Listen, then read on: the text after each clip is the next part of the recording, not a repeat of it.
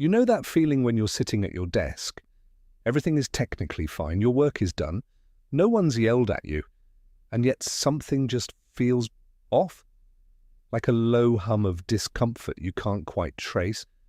A feeling you can't explain to your partner when they ask how your day was, so you just say, fine, and move on. Or maybe you walked out of a meeting somehow more exhausted than if you'd run a marathon. Or maybe you felt that strange wave of sadness on a Sunday evening that has everything to do with the life you feel you're not living. These feelings are real, incredibly common, and not signs that something is wrong with you. They're signs that something very human is happening inside you, and today we're giving all of it a name. Welcome to the Unspoken Office. Every feeling at work you've never been able to explain, explained. If you've ever felt like no one talks about what work actually feels like on the inside, or not the productivity hacks, not the hustle advice, but the real psychological experience of showing up every single day, this channel is for you.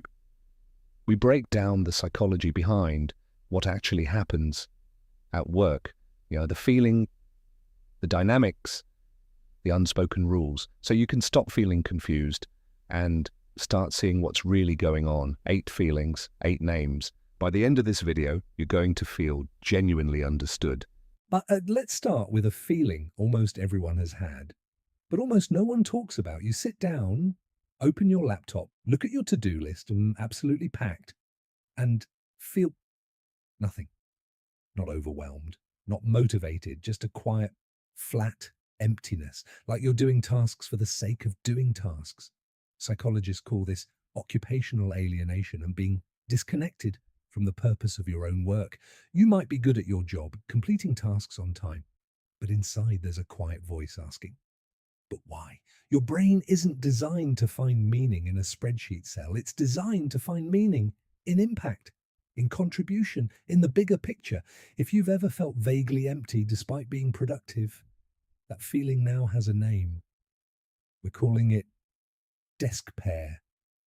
It's not laziness. It's your brain asking for meaning.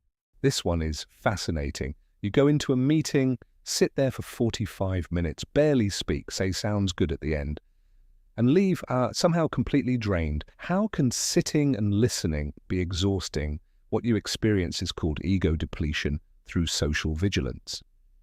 In any professional setting with power dynamics, your brain runs a constant background process, monitoring the room, tracking who said what, whether you should speak, how you're coming across. An invisible calculation burning significant cognitive fuel. Research shows social monitoring activates the same neural pathways as active problem solving. Your brain treats both as work. And if you need to perform a certain version of yourself in meetings, you're not just monitoring, you're managing. We're calling this Meetvoid, the exhaustion of a meeting that asks nothing except your constant, invisible attention. This one hits before you've even gotten out of bed. The alarm goes off. And in that first second, there is a wave, a sinking, heavy wave. And you already know it's going to be one of those days. It's not just tiredness. It's a reluctance that lives in your chest. You're not tired from last night. You're tired from tomorrow. This is called anticipatory stress. If work has been consistently draining, your nervous system starts preparing for that stress before it arrives. The cortisol spike and low mood make the morning miserable, before anything bad has even happened. Studies show Sunday evenings and Monday mornings produce measurable cortisol spikes in working adults.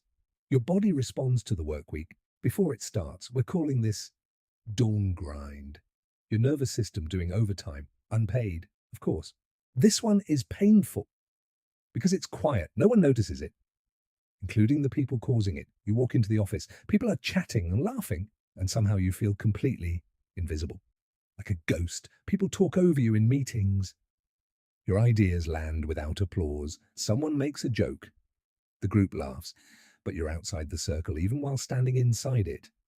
Psychologists call this social invisibility. What makes it complex is that it's rarely intentional. People simply gravitate toward familiarity and established social grooves. But research from Purdue University shows workplace ostracism activates the same brain regions as physical pain. Being overlooked literally hurts, and it's self-reinforcing. The less visible you feel, the less you speak up. The less you speak up, the less visible you become.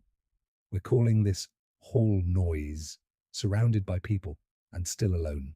Your manager gives you 5 urgent tasks on Monday, all labeled high priority, all due this week.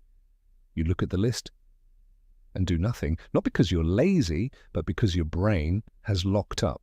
This is decision paralysis. Your prefrontal cortex, responsible for planning and prioritization, has a finite capacity. When hit with multiple high-stakes competing demands simultaneously, it freezes, defaulting to avoidance or low-stakes busy work as self-protection. Barry Schwartz proved in The Paradox of Choice that more priorities don't produce better outcomes.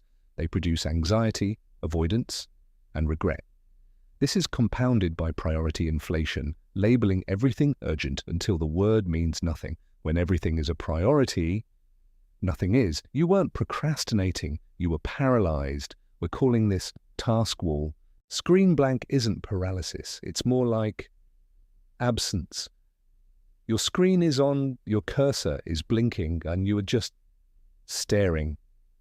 Your brain has gone somewhere else and left your body at the desk. You snap back 10 minutes later and can't remember what you were doing.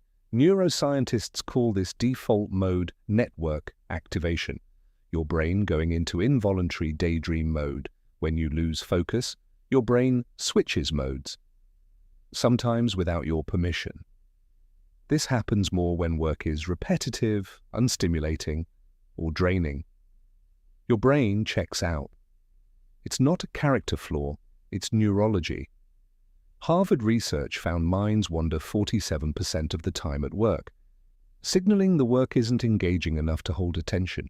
We're calling this Screenblank. Your brain telling you it needs a real break, or more meaningful work. Probably both. This feeling is subtle, slow-burning, and quietly painful. You have people at work you'd call friends. You eat lunch together, chat at the coffee machine, and then one of them leaves the company, madame, within 3 weeks. You've spoken exactly 0 times, like the friendship existed, only inside the building. This is the phenomenon of contextual friendships. Human bonds formed at work are real, but deeply tied to the context that created them.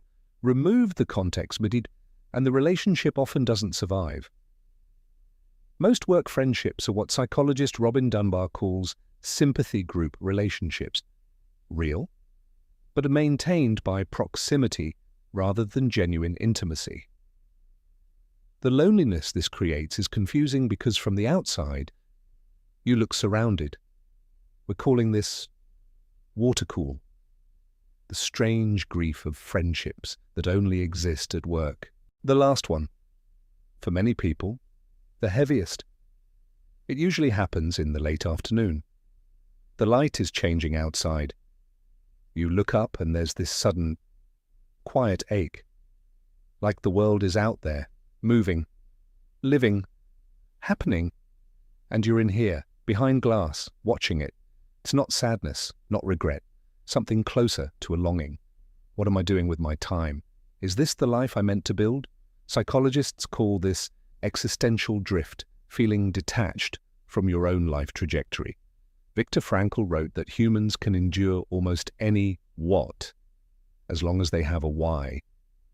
When work feels like something happening to you rather than something you are choosing, Windowdrift appears, your inner self asking whether your outer life is aligned with what you actually value.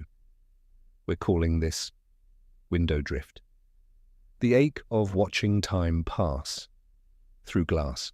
8 feelings, 8 names, Deskpair, the emptiness of meaningless work, Meetvoid, the exhaustion of invisible social performance, Dawngrind, the weight of a morning that hasn't happened yet, Hallnoise, the loneliness of being unseen in a crowded room, Taskwall, the paralysis of too many priorities, Screenblank, your brain going offline from work that doesn't hold it.